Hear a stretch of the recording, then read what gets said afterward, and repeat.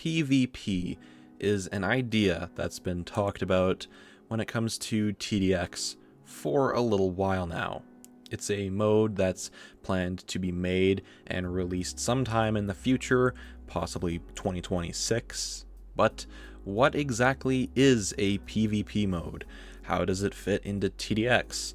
How does TDX really need a PvP mode? And is it really necessary? Today, I'm going to talk about all of these things regarding the PvP mode, along with sprinkling in my own little thoughts in here and some future ideas just for, food for thought as well. If you do enjoy today's video, make sure you join my Discord server. Link is in the description. You can join and have some fun, talk with me and some other cool people in the Discord server as well as be notified of community events like game nights or when videos or live streams go and happen. Anyways, let's dive right into TDX's PvP mode. So first of all, what is PvP? Some people might not even understand what a PvP mode really entails or what it really means.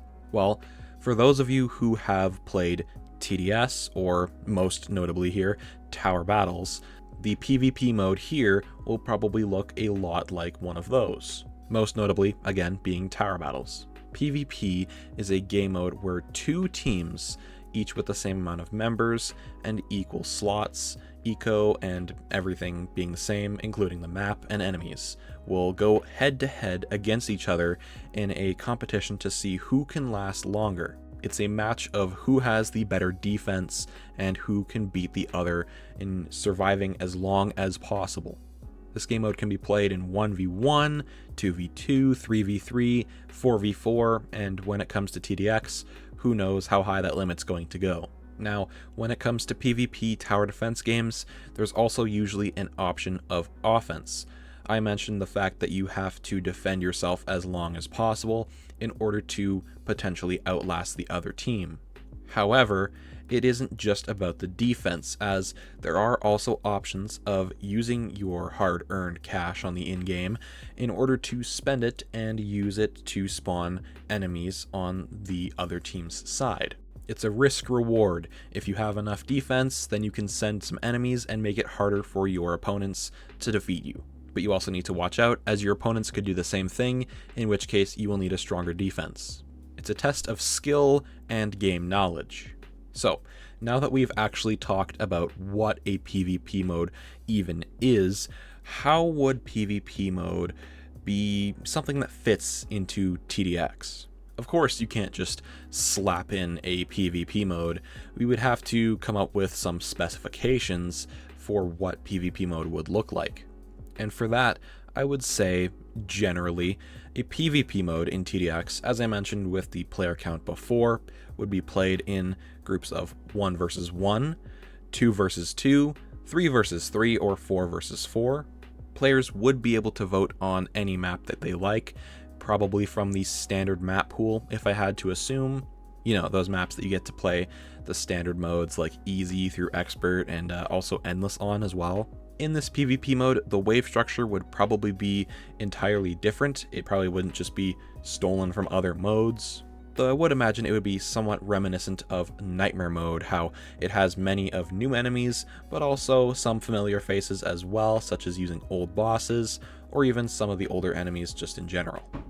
However, I believe that a PvP mode would have a true sort of endless kind of vibe to it, so the game would last quite a while, maybe even as long as like a Nightmare mode, being like 50 waves. But of course, it can't just end at 50 waves. In Tower Battles, there is a tiebreaker wave after both teams defeat the final boss. If both teams are to survive the final boss in Tower Battles, then both teams will experience a endless onslaught of Endbringers, very similar to Wave 201 of TDX's Endless mode. And this goes on until one team loses. So something similar to this would probably happen in TDX's PvP mode. I'm not sure exactly what they would use for a tiebreaker sort of wave, but it would probably be something, similar to Endbringers. What comes to mind is, of course, TDX does just have the Endbringer enemy in game, so that could totally happen.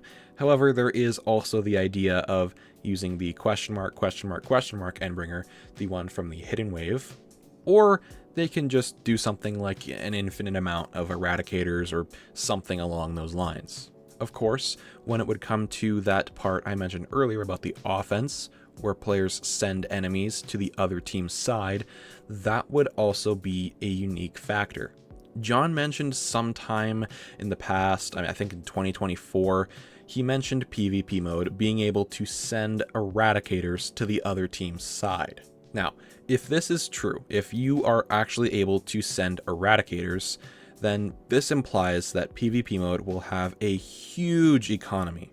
If you're just able to throw eradicators all around, just, whenever you want, then this implies that eradicators, yeah, they're going to be making this mode very big eco, meaning things like Refractor, Shield Tower, War Machine, Helicopter, Golden Juggernaut, all of that good stuff is going to be needed for PvP mode. Definitely more late game centered.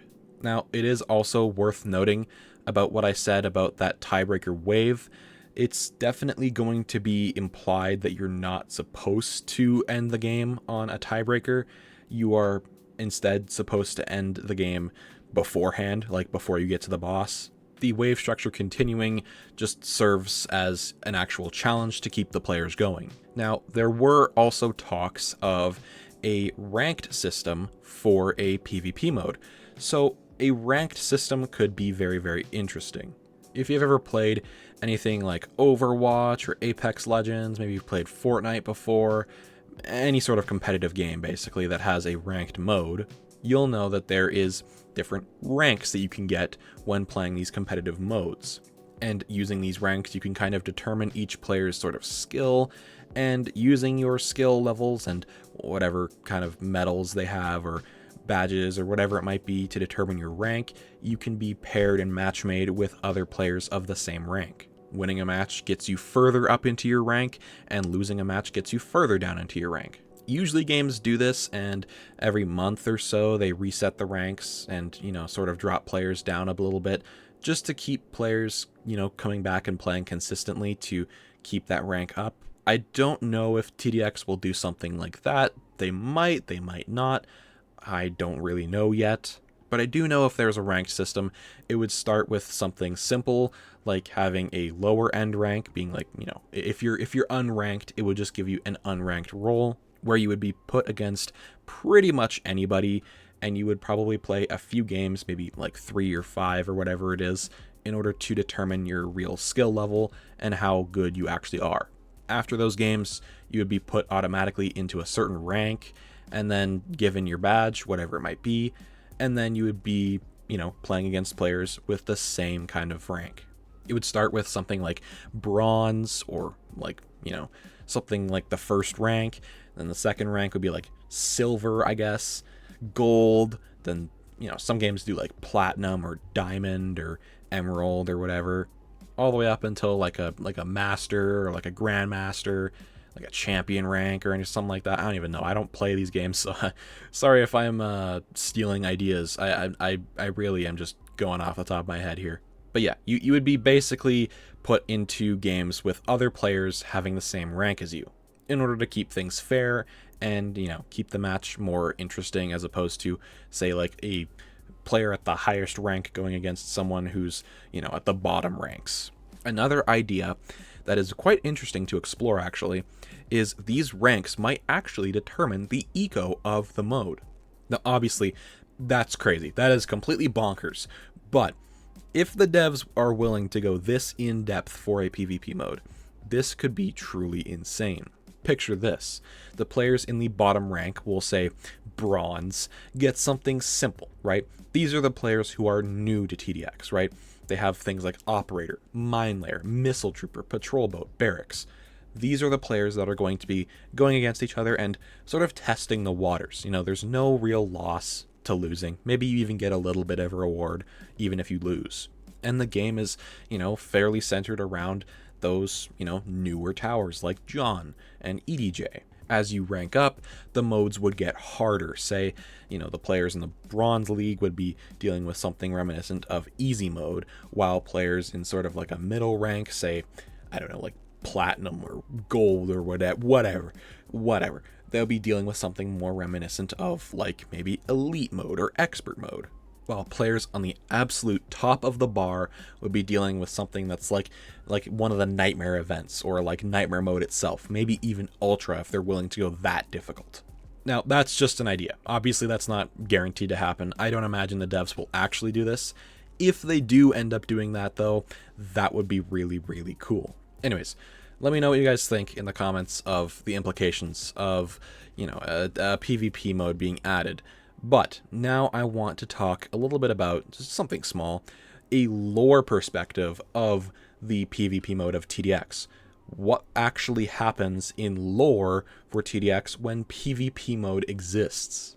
Because, as we know, almost everything in TDX is canon. Now, there's a few things that aren't, scattered here and there, but something as big as PvP mode, I could almost guarantee seeing as canon. So what would actually happen in terms of a PvP lore perspective? Well, I have two solid ideas. Now, the first idea is sort of just smaller, but it makes a little bit more sense and it's easier to, do. And that is that PvP is a simulation in order to train new soldiers. That's right. That's why you're going against each other, is because you are training. And that is, again, why you are able to send the things that you are, like I said earlier, eradicators. It makes so much more sense why you can send things like eradicators, maybe Eradicator Mark II, and some other of Xenon's enemies, when it's just a simulation, as the GDA has probably just downloaded the schematics and blueprints of these eradicators, made some clones or copies, maybe similar to what the Emperor does, and then you're just able to fight them and use them to train without any actual harm or danger. And the medals or ranks or whatever you want to call them are just showing how well of a trainer or trainee you actually are. So, pretty standard idea. This is the one I actually see happening more likely than the other idea I have. But if they really want to go huge on the lore here, if they want to do something crazy and do something that's going to change TDX's lore forever, then the next idea is going to be huge. But if they do it, it's going to be wicked to see. My second idea is that the GDA has a civil war. That's right, the GDA has a civil war, and maybe two sort of sub-factions of the GDA would kind of start to exist. Maybe sort of like a light side and a dark side. I don't know. Give them names in the comments if you want to. But these two teams would have heavy disagreements with each other when it comes to the lore of TDX. And when it comes to that, they would end up battling each other, fighting to see who's more correct, fighting to see who's more wrong. The lore implications of this would be crazy. I mean, Xenon would probably be joyous, and she would probably take huge advantage of that in one giant push, where maybe you would actually team up with you'd have like two teams playing one event, and you'd actually have to team up, and in that event's plot, the GDA ends up becoming whole again, and the Civil War kind of dies down because the GDA needs to work together to stop Xenon. But that could be huge. I think a Civil War thing could be totally crazy. Like I said, that is bonkers, right? That's a lot for the devs to work on, but it is a nice new plot point for the devs to work with if they are worried about where to go with lore. But if they want to just keep things standard and simple, then the simulation idea is probably more, it's more feasible, it's more realistic. That's the one I see happening. Anyways, let me know what you think of lore when it comes to TDX's PvP mode. And now we're going to talk about the last thing. Is a PvP mode really necessary? Blunt answer, and you can disagree with this, no, it's not. I don't think a PvP mode is required for TDX. I think it's perfectly fine as it is, although I definitely wouldn't complain about a PvP mode. I can already see lots of bad things coming out of a PvP mode, like toxicity or just players that are just going to be annoying. TDX's fan base can just overall turn a little bit more sour if a PvP mode starts to arise. And of course, one big thing that's going to be a worry is cheaters, of course. So there are some problems with a PvP mode, but I do think a PvP mode would be pretty cool. I think having that sort of idea that's like something new to work with, instead of, the standard tower defense experience, you have something completely new. You're able to challenge yourself, make it unpredictable. Every player's strategy is going to be different. Every player's loadout is going to be different. So it's going to be unique when it comes to playing that PvP mode and seeing what other players do. The potential for a new kind of reward system for this, like if you reach X level or, X rank, you unlock like a special skin maybe for a special tower. I think something like that could be pretty cool, but overall, I don't think a PvP mode is just absolutely necessary, but if it's something the devs want to do, then I have nothing against it. I will definitely not say anything bad. Just my opinion. Let me know what you guys think in the comments down below about a PvP mode. Any thoughts you have, drop them down there. I read all the comments every day. Anyway, so overall, we talked about PvP, explained that PvP is just a mode where players battle against each other head-to-head to see who can outlast the other, while also being able to use their offensive capabilities to sabotage the other team. PvP could adapt itself into TDX by being something unique, maybe having those medals that we talked about, those ranks that maybe if they divide it up into sort of a lower eco for new players on the lower ranks, and then sort of more difficult gameplay with high eco meant for end game players on the high ranks. The lore implications have many opportunities here, even outside of what I suggested, my two ideas being just a simulation or a TDX civil war. And all in all, the necessity of a PvP mode in TDX is just not present, but it's definitely not a bad way to go. Well, that's going to be it for today's video. Thanks so much for stopping by and watching Vendetta's video on PvP mode. If you did enjoy, make sure you join my Discord server. Link is in the description. I will also put Salt's video interviewing John, where he talked a little bit about PvP mode, down there if you want to go watch that, maybe get a little bit more information. Thanks so much for watching this video, and I will see you guys next time on the TX channel. Bye-bye, everybody!